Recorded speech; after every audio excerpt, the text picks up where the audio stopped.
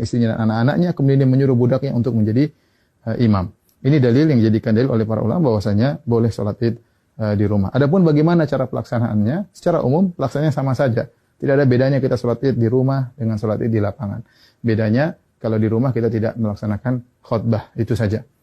Baik, saya ingatkan kembali bagaimana cara pelaksanaan sholat id. Sebelum sholat id kita disunahkan untuk mandi, ya, yaitu mandi tersebut kita kerjakan setelah terbit fajar, agar kita mandi di hari Id, ya. Setelah itu kita disunnahkan juga untuk makan korma dalam jumlah witir, ya, mau 3, mau 5, mau 7, karena itu sunnah Nabi SAW. Kenapa kita dianjurkan makan korma? Untuk menunjukkan bahwasanya hari tersebut adalah hari Al-Fitr. Al-Fitr secara bahasa artinya berbuka. Idul Fitri artinya hari berbuka, artinya kita sudah tidak puasa lagi. Maka kita tunjukkan bahwasanya kita berbuka. Sebagaimana kita berpuasa karena Allah, kita berbuka juga karena Allah, dan Nabi SAW segera menunjukkan berbukanya tersebut. Kalau tidak ada korma, maka Allah mengatakan boleh makan yang manis-manis. Kemudian setelah itu kita sholat id. Adapun sholat id, maka waktunya dimulai dari waktu syuruk, yaitu sekitar 15 menit setelah sunrise, setelah terbit matahari. Dan berakhir kata para ulama sebelum waktu zawal, yaitu sekitar 15 menit atau 10 menit sebelum azan zuhur. Di antara itu kita boleh melaksanakan sholat id. Tapi yang terbaik kita sholat id di awal waktu, di pagi hari. Adapun pelaksanaannya, maka kita bertakbir rakaat pertama 7 kali, rakaat kedua 5 kali takbir. Nah, ada khilaf di kalangan para ulama tentang 7 takbir ini. Apakah 7 takbir tersebut termasuk takbiratul ihram ataukah takbiratul ihram tidak dihitung, ya? Takbiratul ihram tidak dihitung. Ini pendapat Imam Syafi'i rahimahullahu taala dalam kitabnya Al-Um, bahwasanya takbiratul ihram tidak dihitung. Jadi bagaimana caranya? Kita bertakbir dulu, Allahu Akbar. Ini takbiratul ihram. Kemudian kita baca doa istiftah. Setelah kita baca doa istiftah, baru kita bertakbir 7 yang disebut dengan takbirat zawaid, takbir tambahan. Kita takbir Allahu Akbar.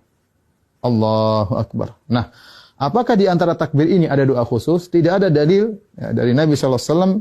Nabi pernah disebutkan membaca sesuatu di antara takbir-takbir tersebut. Oleh karenanya, pendapat mazhab Maliki tidak ada bacaan. Namun sebagian ulama berpendapat boleh membaca sesuatu seperti mazhab Syafi'i. Kita boleh bertakbir, boleh bertahmid, boleh bertahlil di antara takbir-takbir tersebut. Kita ulangi, kita Allahu Akbar, takbiratul ihram, kemudian kita baca doa istiftah, kemudian kita takbir 7 kali. Allahu Akbar 1, Allahu Akbar 2, ya, Allahu Akbar 3. Antara takbir satu dengan yang lainnya kita ada jeda sedikit, apalagi kalau kita jadi imam, agar makmum di belakang bisa mengikuti kita. Kita lanjutkan Allahu Akbar 4, Allahu Akbar 5, Allahu Akbar 6, Allahu Akbar 7. Setelah itu kita ta'awudz, kemudian kita baca Al-Fatihah. Setelah baca Al-Fatihah, kemudian kita baca surat. Nah, surat ini kita bisa baca, disunahkan baca surat Sabbihisma Rabbikal A'la, atau kita baca surat Qaf, ya. Salah satunya sunnah, seandainya seorang baca surat yang lain juga tidak jadi masalah. Setelah kita selesai baca surat, maka kita ruku Allahu Akbar, ya, seperti biasa. Kemudian kita sholat, sampai kemudian kita pada rakaat, mau naik ke rakaat kedua, tatkala kita sujud, ya, kita sujud, kemudian kita mau bangkit ke rakaat kedua, maka kita bertakbir. Allahu Akbar. Ya. Nah, takbir dari sujud menuju ke rakaat kedua namanya takbir al-intiqal. Yaitu takbir perpindahan dari satu rukun ke rukun berikutnya, dan itu tidak dihitung, tidak dihitung. Nah, rakaat kedua kita bertakbir 5 kali. Takbir tadi enggak dihitung, kemudian dia takbir lagi. Allahu Akbar. 1, Allahu Akbar. 2, Allahu Akbar.